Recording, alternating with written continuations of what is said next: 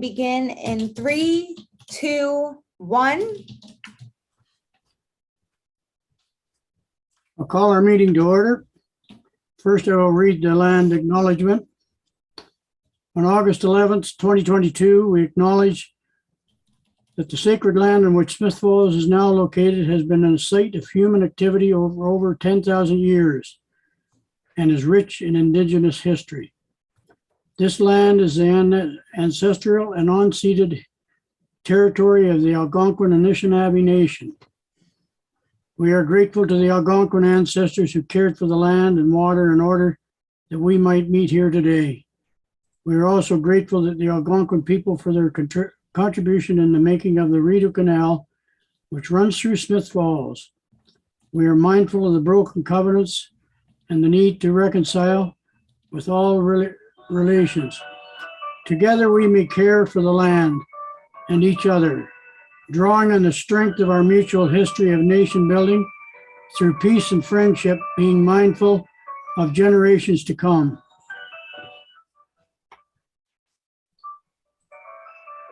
I'll now take attendance. Jacqueline Grimes. Present. Councillor Wendy Alford. Present. Bill Widmeyer. Here. Jack Anderson. Here. Councillor Jay Brennan. Present. Stephen McGuire. Present. Senior Planner Carl Grenke. Present. Planning Clerk Mary Remig. Present. Planner 1 Richard Grant. Present. In a meeting.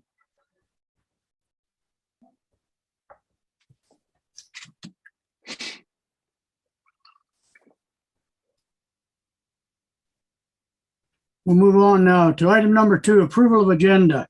Can I have a motion? So moved. Moved by Bill, seconded by Wendy. All in favor? Carried. Adoptions of minutes. Moved by Jay. Seconded by Jacqueline. All in favor? Carried. Disclosure of monetary interests.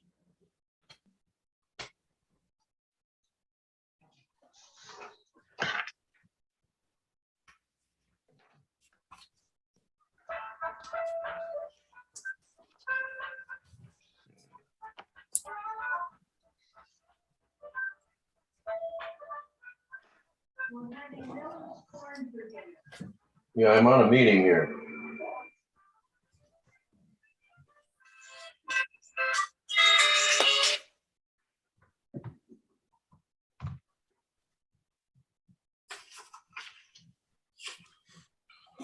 Can't find my agenda.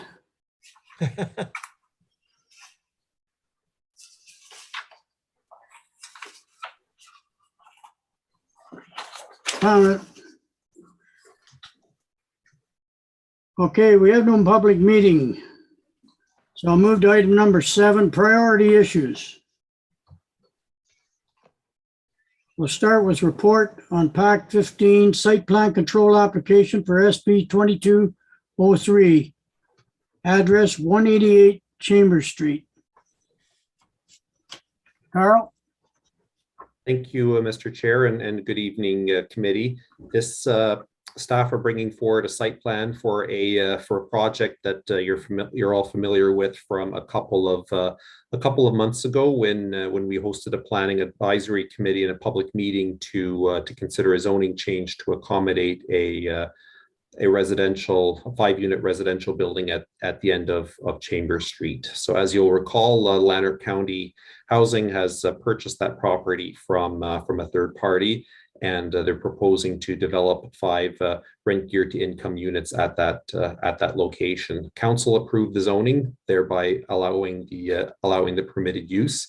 Council's approval was subject to a holding provision that established a couple of conditions of approval, which would be addressed through the site plan process. One of those was updating and incorporating vibration study recommendations, which have been incorporated in the site plan, as well as they were incorporated in an agreement.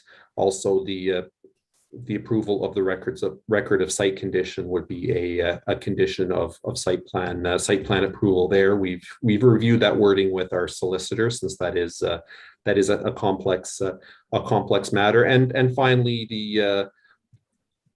the safety elements regarding the road condition, the road improvements, the access and turnaround. Given there's no doubt we're dealing with the constrained site, but ultimately we rely on the approval and advice of the Public Works Department and Fire Department, who've advised that the site can be made safe and suitable for this development at that location. We will be working with the applicants to finalize a right of way to accommodate the fire department fire truck turnaround on that site there. So that was all accommodated in between the time of the public meeting and when council approved the principle of the land use through the zoning. So at this stage, we have a site plan application that is ongoing, and we're presenting the current version to the committee. The development proposal is substantially the same as what you'd looked at before. We are looking at 5 units. There is a proposal for some landscaping to be accommodated within the front yard of the site. The developers have moved around the parking a little bit. One of the reasons for that was to find a way to save that large oak tree in the backyard. So that was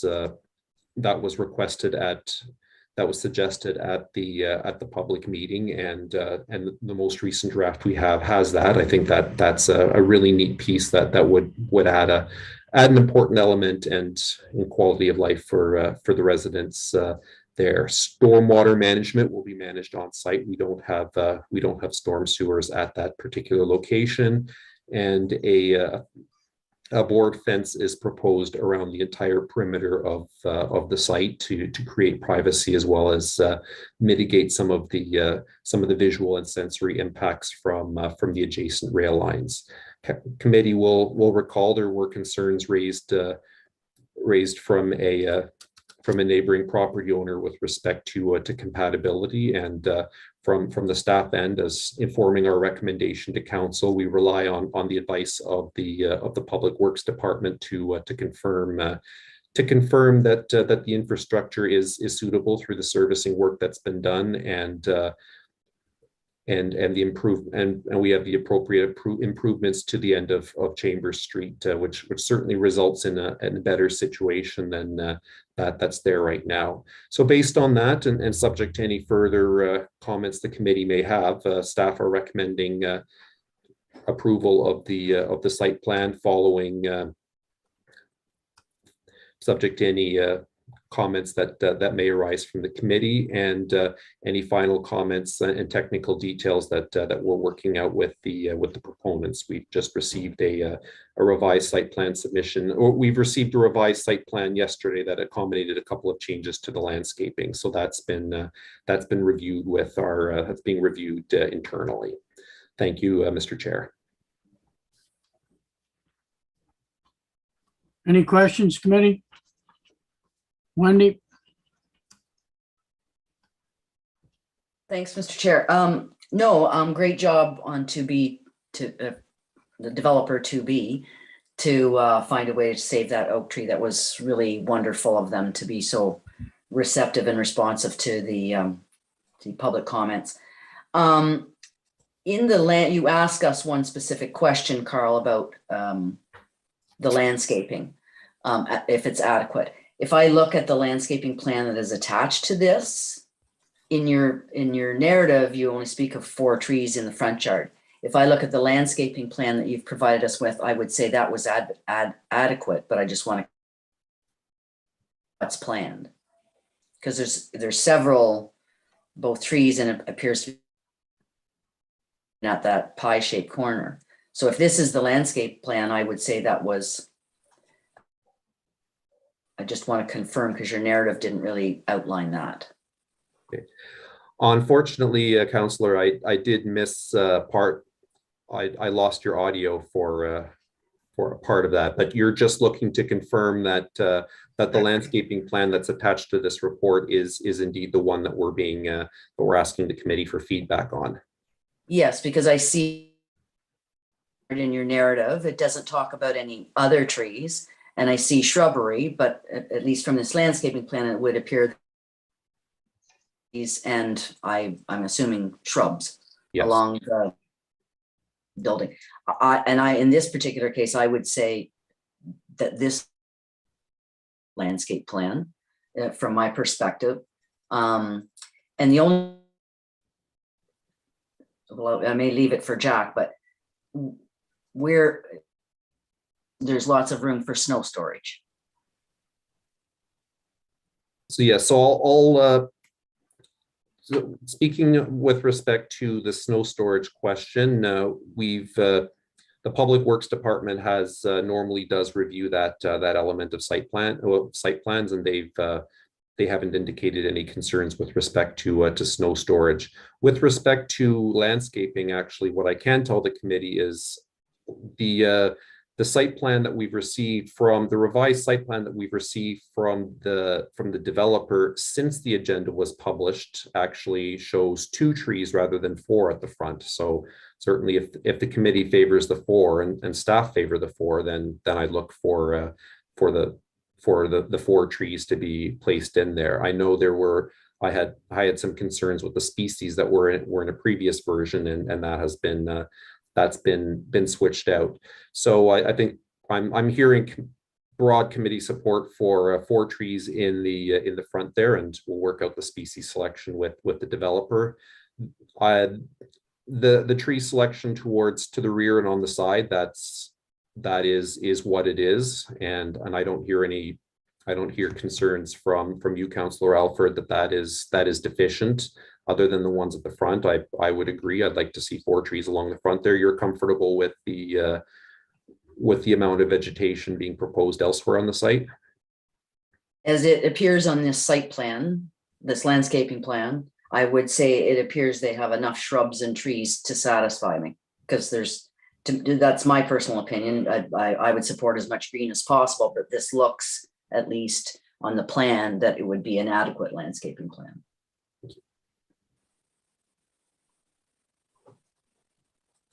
Jay, Yeah, I support the recommendation. This will be a dead-end street, so the concern was really the turnaround for emergency, and I think you've said that's been addressed. So, and keeping the tree is great. If they could put a couple more trees in the front, that would be good too. But I approve. I support your recommendation, Carl. thanks, Jay.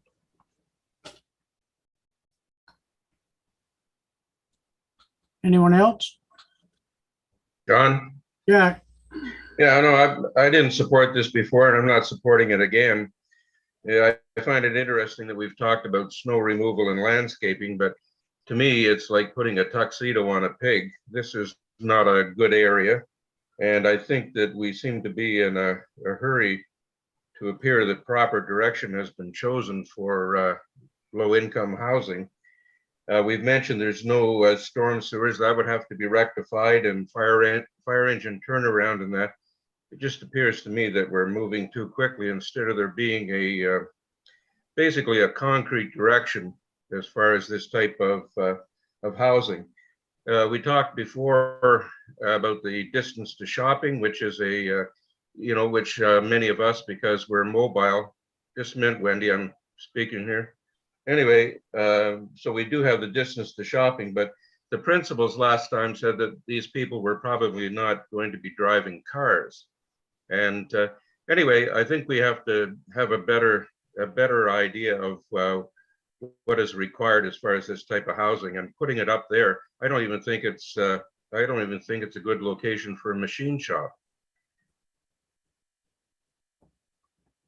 thanks, Jack.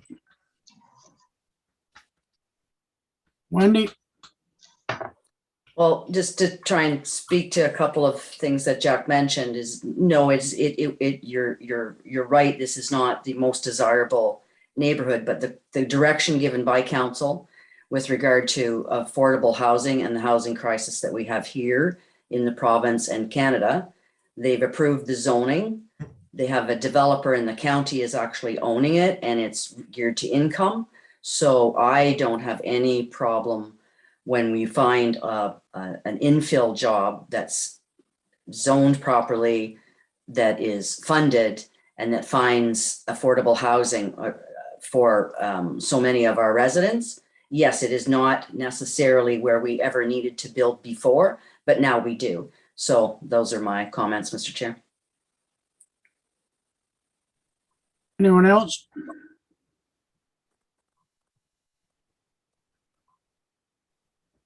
Are you looking for a motion on this, Carl? Yes, please, Mr. Chair.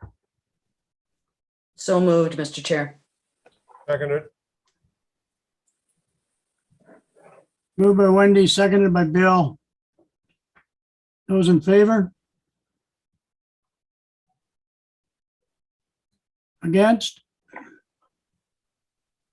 May I also ask, John, that my name be registered as the dissenting vote?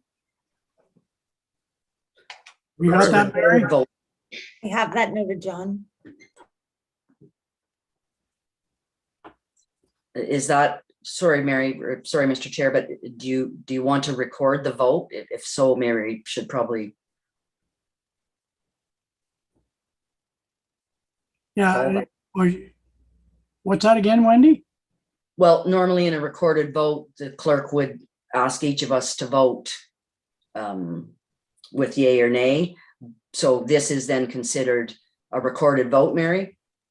So if the committee wishes to call a recorded vote, I would ask the chair to call for a yay and nay again, so I can record individually who is for and who is against the motion, John.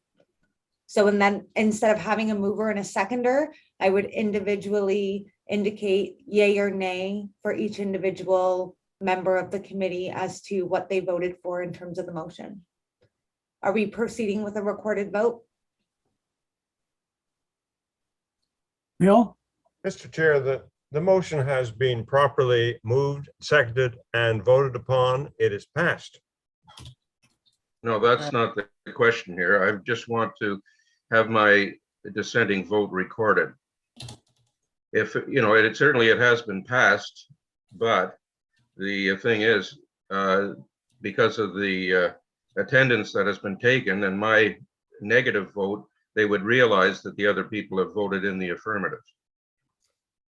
Excuse me, Mr. Chair. So what will happen is the motion will be reflected as per usual process in this case if we are not proceeding with a recorded vote, and following the motion, it will denote that Jay Anderson had a dissenting vote and that he asked that it be reflected in the minutes. If that's adequate, I will proceed. I think that's all. I think that's okay. Mhm. Thank you, Mr. Chair.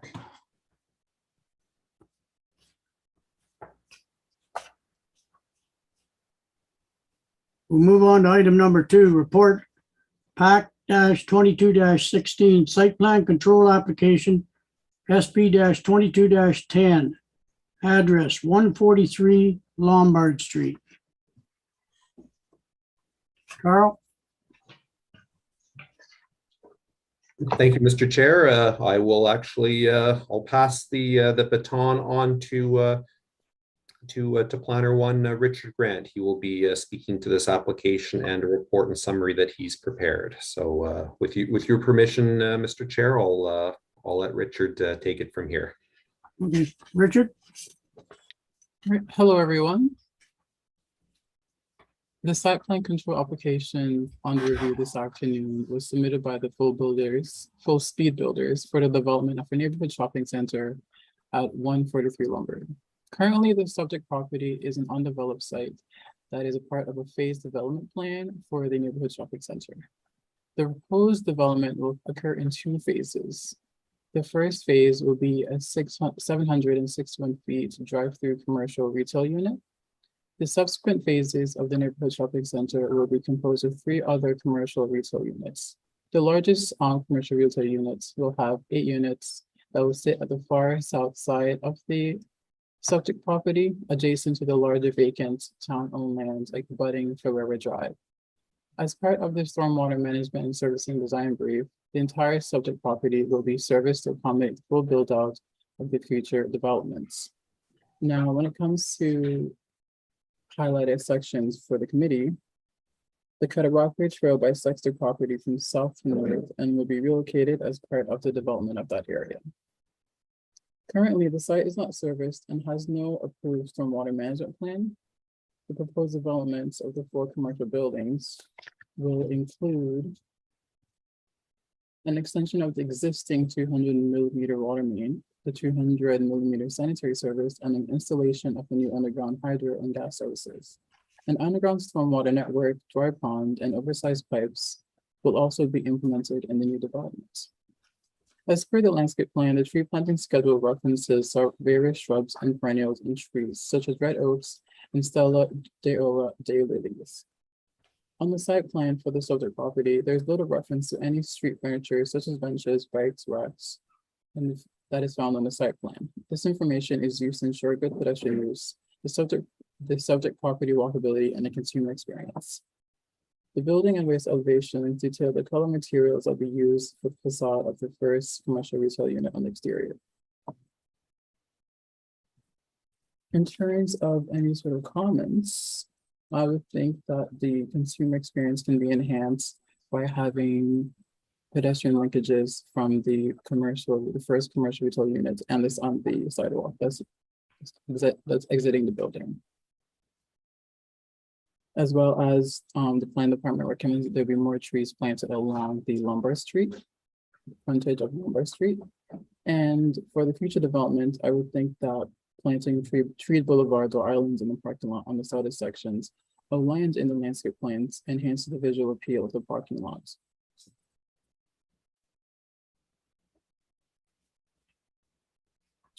Are there any other questions? I have a question, Richard. Are they still going to be able to access the Cataraqui Trail from the parking lot? Well, as it stands, I think you'll still be able to access the parking lot, the Cataraqui Trails from the parking lot. But when the development's all completed, they will be relocating the Cataraqui Trails. Because they have access to it now off the street. That's right. And access will remain during the development of the first commercial retail unit.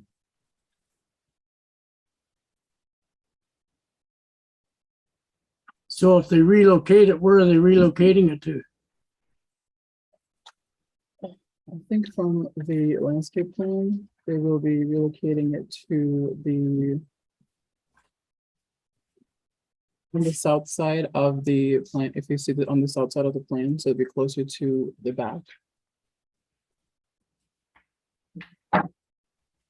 Had this not been discussed earlier with another matter, but the movement of the trail? No, not to my knowledge. Carl? Thank you, Mr. Chair. Yes, so when committee considered the zoning application to rezone these lands to a different highway commercial zone to accommodate the retail development here, I think that was a concern that was raised loud and clear around the committee table, the importance of retaining Cataraqui Trail access.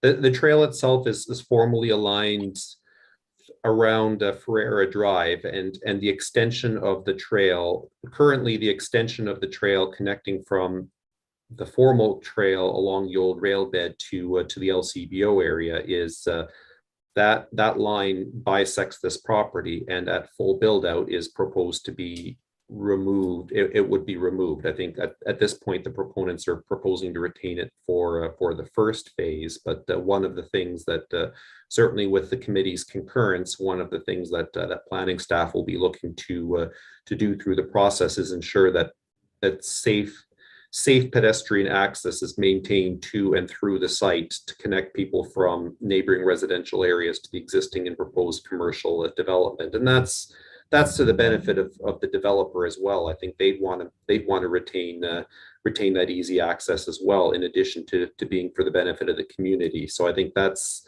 if I may, committee, I think that's one of the things that we will be needing to work with the developer through this phase and additional phases to ensure that that trail connections are identified and pedestrian access to and through the site is accommodated as this builds out. Jay, Yeah, this is exciting, first of all. And I agree with staff's mention of pedestrian access and you know, you mentioned consumer experience. And I think that in terms of the, just a question and some more comments, but in terms of the trail, this first phase does not affect the trail whatsoever. Am I right? Mhm. The access to the trail remains the same with this phase. So with the drive-through, that access will be off Lombard. Am I correct? It's hard to look at the drawings. I know, but yes, you're right. Okay. The other thing I wanted to mention is the inclusion of the charging stations, which makes sense. However, I think, is that not a business decision on their part? I know that's the way of the future, and so I'm just not sure about making that a condition. But whatever. I mean, it just popped out to me, and you know, your use of trees and that sort of thing. I mean, we've had two other of these come up, the Starbucks and the KFC, and I think committee did a good job of making they look good now, and the landscaping is nice. So I expect the same sort of thing in this case. So I guess those are my comments. Yeah, I had something else, but I forgot, so I'll bring it up in a minute. Bill, I think it's imperative that the Cataraqui Trail remain available and to the general public. And so as long as it is not shut off and someone says you can't park your car here and go on the trail and that sort of difficulty, they have to be, these things must be considered, because access to it over by Canadian Tire and by Andrus's store and so forth, that allows for people to find a spot to park there and then join the trail. So are we assuming that that will still exist, Mr. Grant? Well, as of right now, the trail will still be fully accessible. The relocation of the trail only allows for us to continue building the future build out of the property. Okay, thank you. Jacqueline, Mr. Chair, I guess I just have a question again relating to the trail. I mean, currently people park at the end of that dead end street and park there. So when you look at this, when you look at the plan now, the parking will be potentially at the back of that large commercial building if they just kind of park on the street. If that's going to be the access for it, like, should there be more thought in where it's getting moved to, or how is that going to work? I just don't understand. I know it's going to be on the second phase, but you're just dead ending and going to the back of that large commercial building. So I have a question for clarification. Are you asking if so you're saying that people currently park at the beginning of the trail right now? yeah, like at where the sign is. It's that Okay. dead end street, which I guess would that be then where then they're accessing the end of that large commercial building? it's just past the first entrance into where you go into the existing one there now. Oh, so why do people park there? What's the point of parking there? Are they trying to access the trail? Yes. Well, they park there, walk the trail, come back and get in their car and go home. Hmm. I guess the solution to remedy this is to have formalized parking that will allow us to access a trail.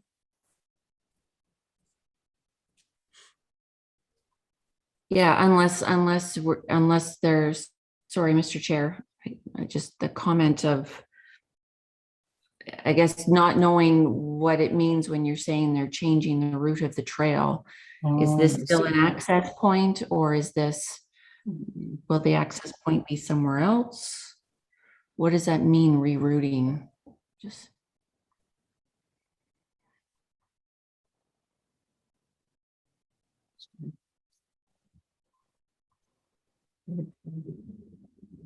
Carl, Jacqueline, through you, Mr. Chair, I think that was an excellent question by Jacqueline, and highlights sort of where even the informal usage of that private space for public parking. I think from this end, what I would suggest is, with that direction and that context, I think that's important for us to take back to the developer and ensure that as this development proceeds, we not lose that access. I can't guarantee what that's going to look like at the final approval of this phase and the future phases. Those are conversations certainly that would be ongoing, but I think that's. We can take that back and work with the developer on that on future comments. I think that's an important point to highlight, and I'm not sure that's accommodated in the site plan submission that we have right now. But I think just looking from staff's perspective, I'm assuming I see concurrence here from the committee that both pedestrian access and vehicle access to for people to park and use the trail is very important, and the committee's direction is that any site plan revisions and negotiation continue to support the retention of that. Would you think that's fair, Mr. Chair, for us to sort of as marching orders for the next? Jacqueline, you. Yeah, just one further comment. I mean, we need to think about the parking and the access, because to expect a commercial tenant to share their parking space for customers with people who aren't using their services and just want to go and walk the trail, there has to be some give there. I see Wendy, your question. Well, I do support this in principle because it's another highway. Not unlike Jacqueline. I think, Carl, what we should be suggesting is that we know what Otis's plans are, that we should be moving up where we relocate the new access point rather than wait until full build out. We should probably go ahead and ask staff and council to decide now and start plans for the new access sooner than later, not waiting. But to do that early, not later.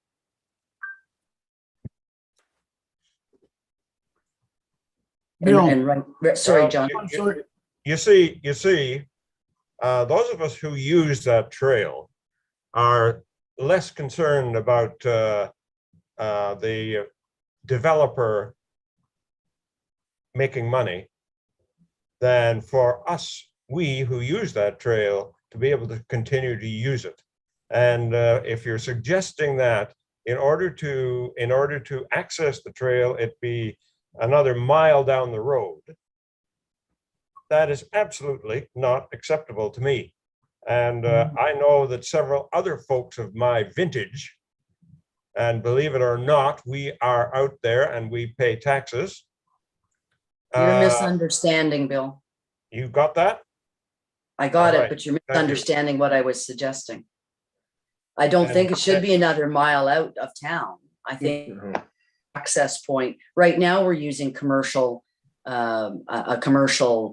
parking lot so that people can park there and access right coming off that LCBO parking lot. That trail also towards Ferrero Meadows. So that I think we should suggest that we start the process. It should still be accessed in town, not not further out of town. There is some town-owned land still in there as well, Carl. So I would suggest, because I'm agreeing with you, Bill, and I used the Cataraqui Trail quite a bit, particularly during the pandemic. So you've misunderstood. I want it to be even closer if it could be, and not farther out. There is some town-owned land in there. Perhaps we can make that the parking access point, but it would be not further away. It would be, should be just as convenient as it is now. Points made. Jay,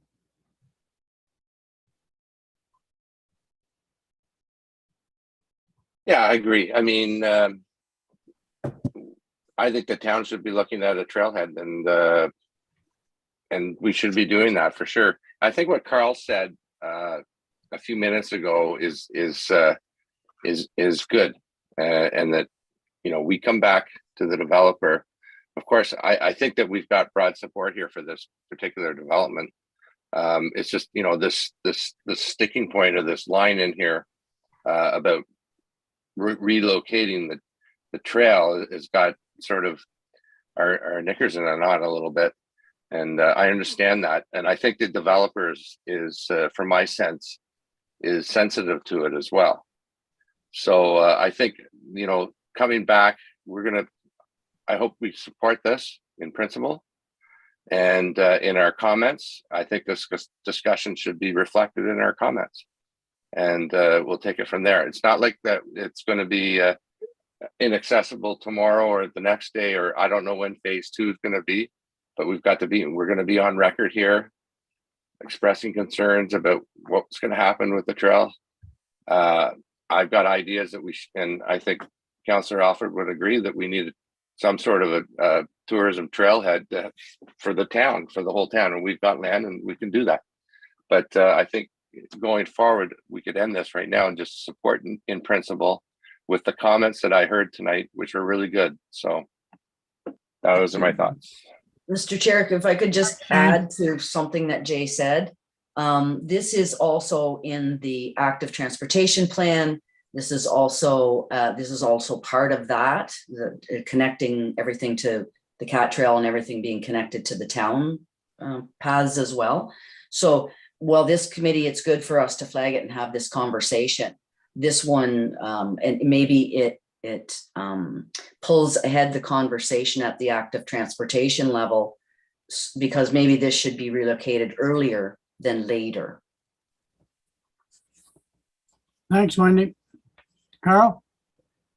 Yes, I think it's also fair to note as well that that we are within the next year or so, we are going to be looking at undertaking a bit of a broader planning process, looking at the highest and best use of those vacant town-owned lands on the other side of Ferreira. I don't know what that highest and best use is going to be. It could be residential, could be something else, but certainly there is an opportunity that a newly realigned Cataraqui Trail could form a natural boundary between the highway commercial development and some other kind of residential use. So there's a lot of really neat ideas we can work with the trail that are beyond the scope of simply the site plan application here. But certainly what staff can promise the committee is this will not be the last time we're talking about the Cataraqui Trail, and also talking about accommodating the trail within this phase development. So I very much appreciate the feedback that you provided, both in terms of parking and in terms of pedestrian access for us to take back to the developer to look at the next draft of the site plan regarding this phase as well as future phases. The Cataraqui Trail actually, when that was developed over there, does take off and comes up along Bellamy's property line there along the gas easement. And it comes all the way along Ferreira Drive right over to the back of Abbott. There was a 20-foot strip that was created in there that the town still owns. And it goes right to the back of Independent and where Abbott Street comes out. Wendy? Just to allay any alarm because Bill reacted the way that he did. Council feels just as passionately about that Cataraqui Trail as many people do. So it's not lost on, and Jay can confirm that threat to it is at every level, staff, council, and yes, we all value that asset and want to protect it.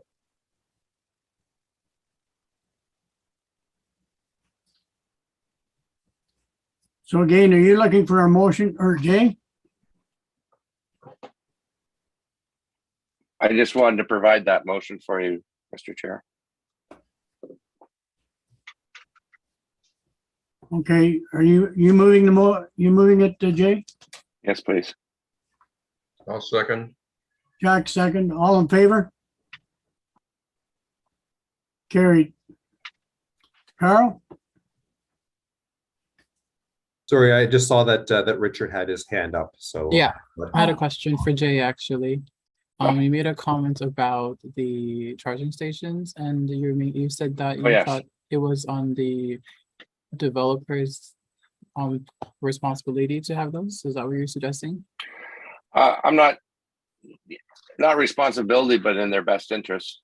So, and we identified a few. I think there's 4 places on Lombard, but I have no problem with the committee mentioning it in their comments.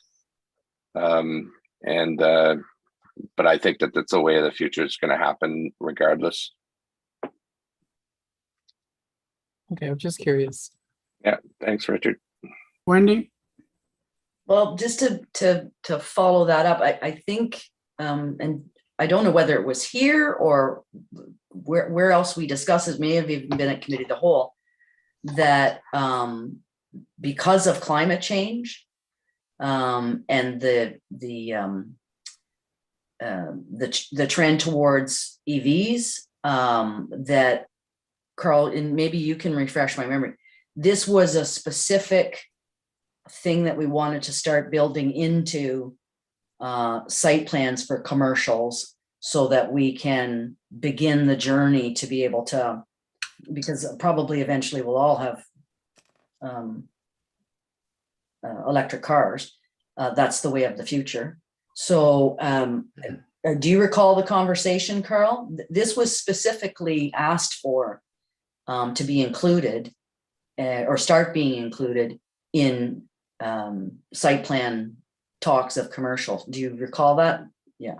So this was, I think, direction either from council or maybe even a consultant. I can't remember. Carl? Yes, thank you. Our draft zoning bylaw actually does propose provisions for a number of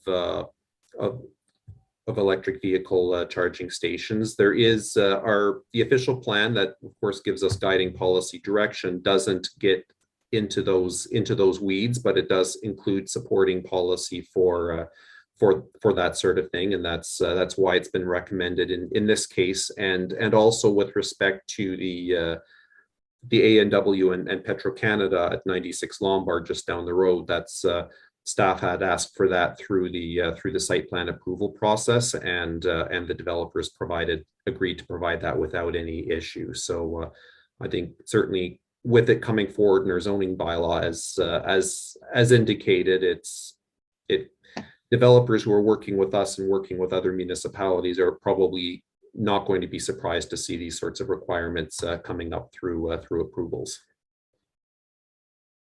Thanks, Jacqueline. All right, just needing clarification. So moving forward, is it just for commercial or residential developments as well? Like larger residential developments? You cut out, your audio cut out. Oh, my apologies, Mr. Chair. I am in the process of going through the draft zoning bylaw to find an answer to Jacqueline's question. Oh.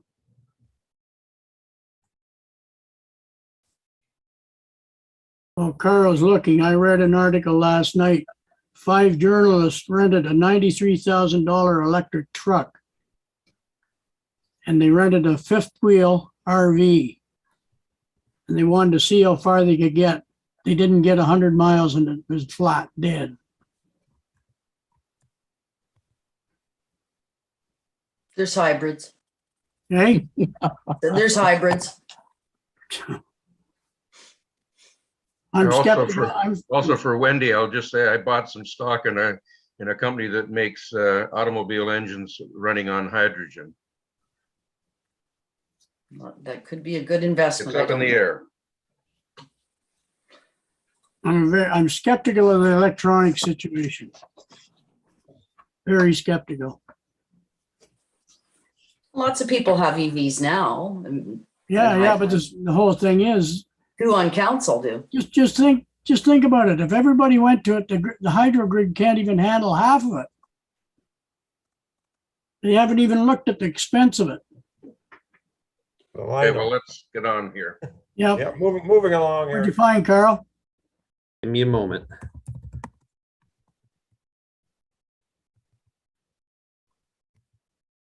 When you find it, just email it to us. And we'll, We don't Yes, need it. actually, I think I read it when I was reading the zoning bylaw we're going to discuss next. So Okay, Carl.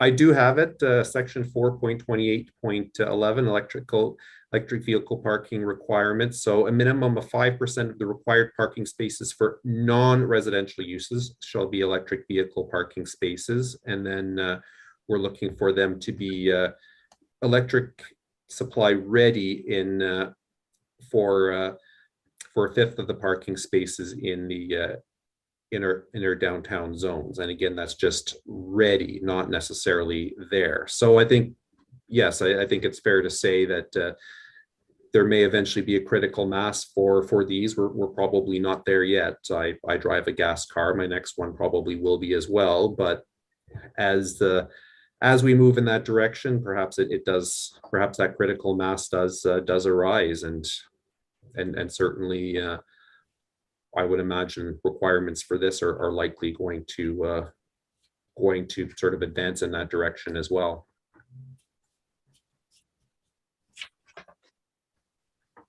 So Mr. Chair, did we get all the in principle?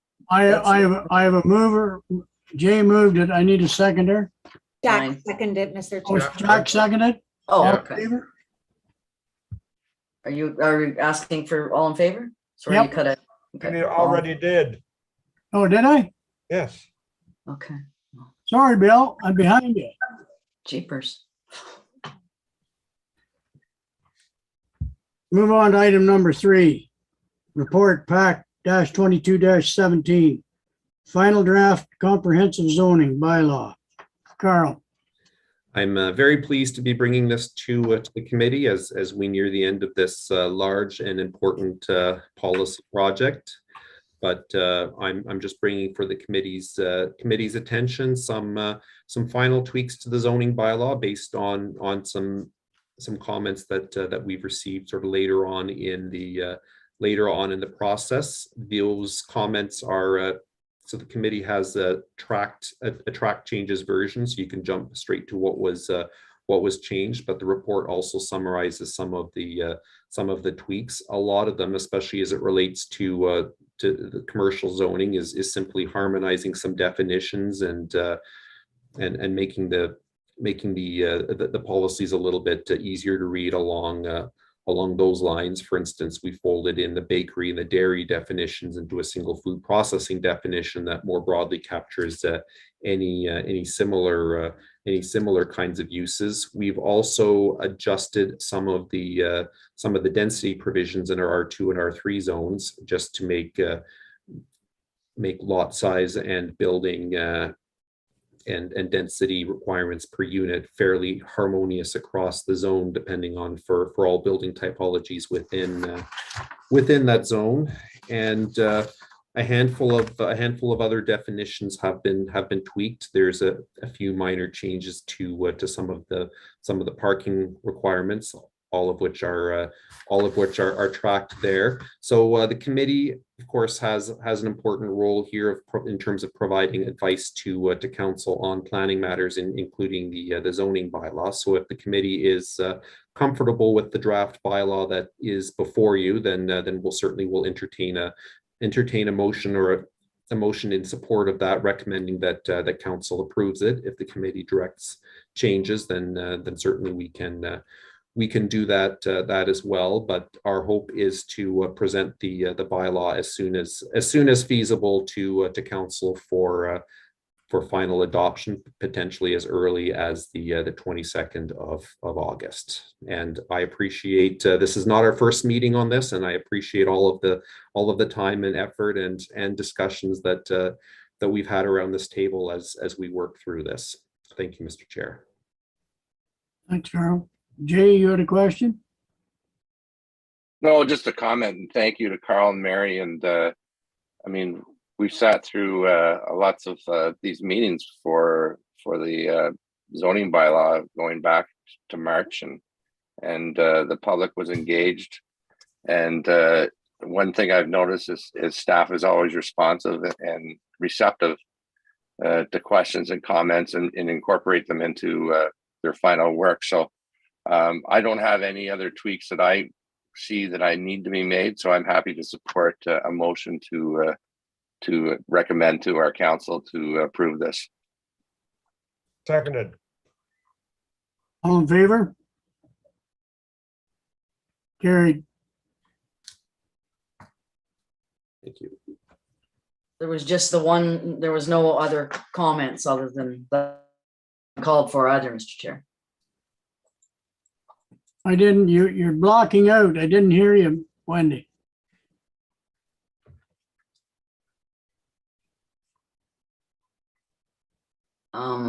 That's fine. The motion's been carried.